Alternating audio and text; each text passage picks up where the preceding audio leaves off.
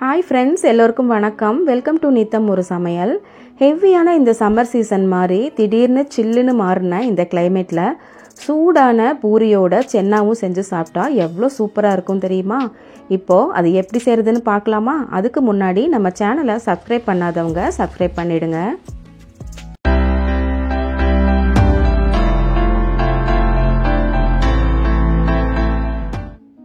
இப்போ சூப்பரான இந்த பூரியும் சென்னாவும் நம்ம ரெடி பண்ணிடலாம். அதுக்கு 200 கிராம் வெள்ளை சுண்டலை நான் ஓவர் நைட் நல்லா வாஷ் பண்ணிவிட்டு ஊற வச்சு எடுத்திருக்கேன். இப்போ காலையில் இது நல்லா ஊறிடுச்சு. ஒரு குக்கரில் தண்ணியை வடிச்சிட்டு கடலையை சேர்த்துக்கலாம். இது கூட 2 முழு உருளைக்கிழங்க தோலோடு நான் அப்படியே சேர்த்துருக்கேன். இப்போ இதுக்கு வேகிற அளவுக்கு தண்ணி ஊற்றிட்டு இதுக்கு தேவையான உப்பையும் சேர்த்து நம்ம மூடி வச்சுக்கலாம்.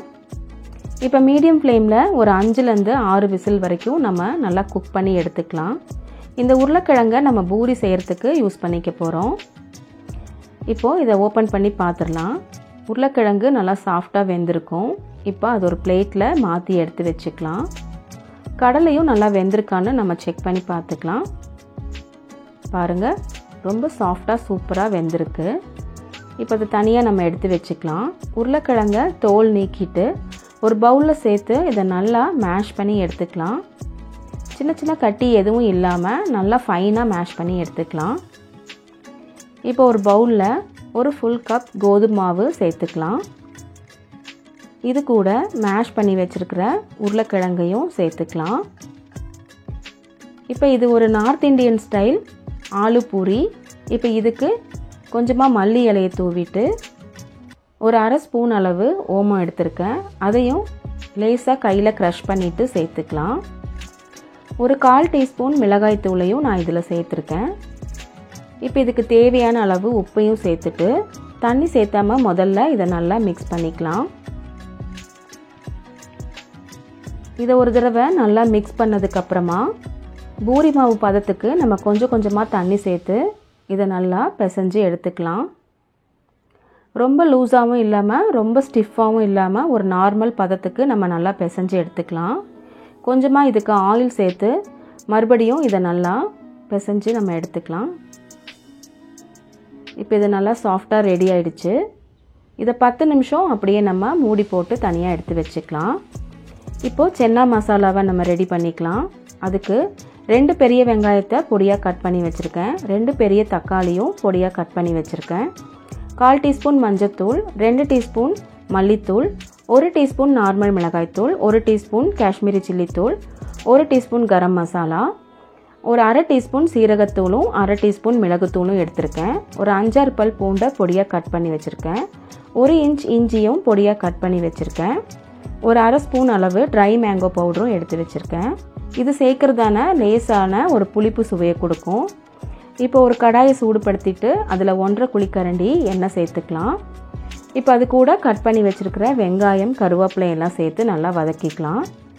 எடுத்து வச்சுருக்கிற மஞ்சத்தூளையும் சேர்த்துட்டு இஞ்சி பூண்டு பொடியாக கட் பண்ணி வச்சுருக்கோம் அதையும் சேர்த்துட்டு எல்லாத்தையும் நல்லா ஒன்றா வதக்கிக்கலாம்.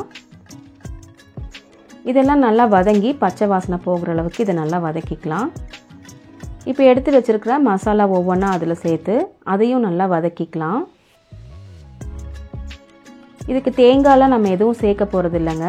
இந்த கடலையவே தான் நம்ம மேஷ் பண்ணி அதில் திக்னஸ்க்காக நம்ம சேர்க்க போகிறோம். இப்போ எல்லா மசாலாவையும் சேர்த்துட்டு நல்லா வதக்கிக்கலாம். மசாலா நல்லா வதங்கும் போது ஸ்டவ்வை மீடியம் ஃப்ளேமில் வச்சு வதக்குங்க. இல்லைன்னா இதுக்கு தீஞ்சு போகிறதுக்கு கூட வாய்ப்பு இருக்குது. இப்போ கட் பண்ணி வச்சுருக்கிற தக்காளியும் அதில் சேர்த்து நம்ம நல்லா வதக்கிக்கலாம். இந்த டைமில் இந்த மசாலாவுக்கு தேவையான உப்பையும் நம்ம சேர்த்து நல்லா கலந்துக்கலாம். இப்போ வெங்காயம் தக்காளி எல்லாம் நல்லா வேகிறதுக்கு நம்ம கொஞ்சமாக இதில் தண்ணி சேர்த்துக்க போகிறோம். ஒரு 1/4 டம்ளர் அளவு சேர்த்தாலே போதும். மறுபடியும் இதை நல்லா ஒரு தடவை மிக்ஸ் பண்ணிக்கலாம். இப்போ வெங்காயம் தக்காளி எல்லாம் ஓரளவுக்கு நல்லா சாஃப்ட் ஆகிடுச்சு. இந்த ஸ்டேஜில் நம்ம எடுத்து வச்சுருக்கிற ட்ரை மேங்கோ பவுடரையும் சேர்த்துக்கலாம். அதையும் ஒரு தடவை நல்லா கலந்துட்டு நம்ம ஸ்டவ் ஆஃப் பண்ணிடலாம்.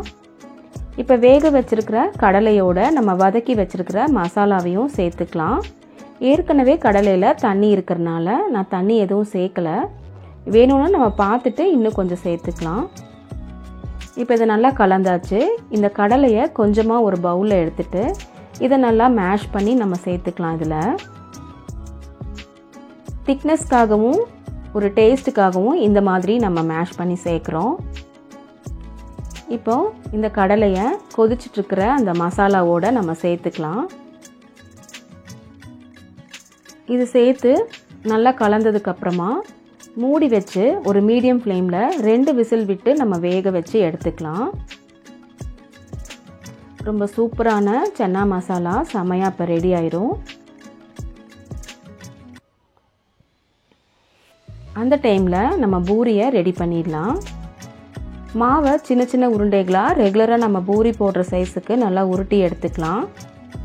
ஒரு சப்பாத்தி பலகையில் இந்த மாதிரி தேய்ச்சி எடுத்துக்கலாம். உருளைக்கிழங்கை நல்லா மேஷ் பண்ணி சேர்க்கும்போது தான் இந்த மாதிரி தேய்க்கிறதுக்கு வரும். அப்படி இல்லைன்னா இந்த பலகையிலேயே அந்த மாவு அப்படியே ஒட்டி பிடிக்கிற மாதிரி ஆயிரும். இப்போது ஒரு கடாயில் பூரி போடுற அளவுக்கு நல்லா எண்ணெய் சேர்த்துக்கலாம். எண்ணெய் நல்லா காஞ்சி வரட்டும். நல்லா காஞ்சதுக்கப்புறம் போடும்போது தான் பூரி நல்லா உப்பி சூப்பராக வரும். இப்போ மாவை அதில் சேர்த்துட்டு நல்லா 2 பக்கமும் திருப்பி போட்டு நல்லா செவக்க நம்ம ஃப்ரை பண்ணி எடுத்துக்கலாம். பாருங்கள், நல்லா சூப்பராக உப்பி வந்திருக்கு. இதே மாதிரி மீதி இருக்கிற மாவையும் நம்ம ஒவ்வொன்றா போட்டு எடுத்துக்கலாம். இப்போ எல்லா பூரியும் நம்ம போட்டு எடுத்தாச்சு.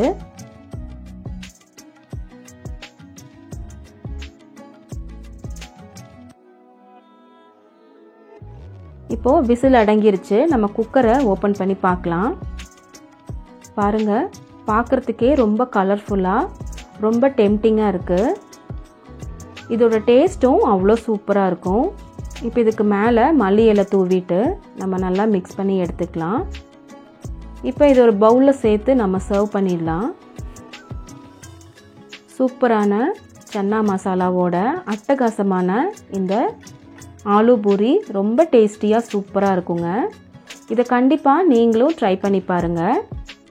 இந்த வீடியோ உங்களுக்கு பிடிச்சிருந்ததுன்னா லைக் பண்ணுங்கள், ஷேர் பண்ணுங்கள், சப்ஸ்கிரைப் பண்ணுங்கள். கண்டிப்பாக உங்களோட கமெண்ட்டை எனக்கு சொல்லுங்கள். Happy cooking.